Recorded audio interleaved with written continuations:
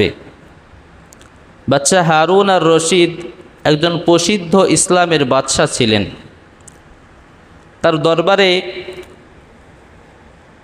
একটা পাগলের ঘটনা অহরহ শোনা যায়। এই পাগলটা সব সময় বাদশার আশেপাশে ঘোরাফেরা করত।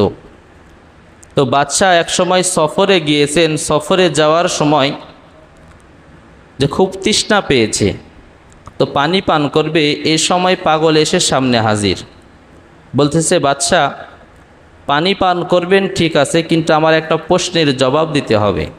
কিন্তু কি প্রশ্ন? এবার পাগল বলতেছে, মনে করেন আপনি এমন একটা জায়গার ভিতরে গেছেন যেখানে আশেপাশে কোনো বাড়িঘর নাই, চারিদিকে শুধু মরুভূমি আর মরুভূমি, পানির কোনো ব্যবস্থা নাই। আপনি ওই সময়ে খুবই তৃষ্ণাক্ত হয়ে গেছেন।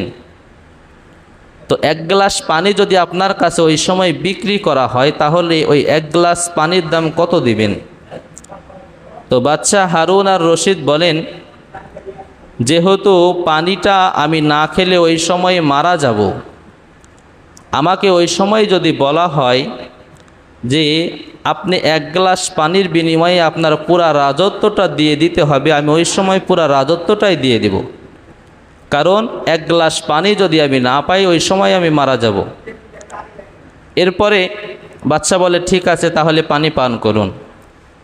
এরপরে বাদশা যখন পানি পান করছে, পাগল আবার বলে, আমার প্রশ্নের আরেকটা অংশ বাকি আছে। তো বাদশা বলে, তাহলে কি প্রশ্ন করো? এবার পাগলা বলতেছে যে মনে করেন আপনি পানি পান করছেন, পানি পান করার পরে আপনার আর পানি বের হচ্ছে না, অর্থাৎ প্রস্রাব আটকে গেছে। তো এখন আপনাকে যদি বলা হয় এই প্রস্রাবটা বের করার জন্য কত টাকা দিবেন? বাদশা বলতেছে, যদি কোনো মানুষের প্রস্রাব আটকে যায় তাহলে খুবই কষ্ট আর যন্ত্রণাদায়ক একটা সময় মুহূর্ত বিরাজ করে। ডাক্তার এসে যদি আমাকে বলে যে পুরা রাজত্বটা আমাকে দিয়ে দিতে হবে, তারপরেও আমি তাকে পুরা রাজত্বটা দিয়ে প্রস্রাব বের হওয়ার ব্যবস্থা করে নেব। তো পাগলা এবার বলতেছে যে বাদশা, আপনি ভালো করে হিসাব করে লক্ষ্য করে দেখেন যে আপনার পুরা রাজত্বের দাম এক গ্লাস পানির সমান।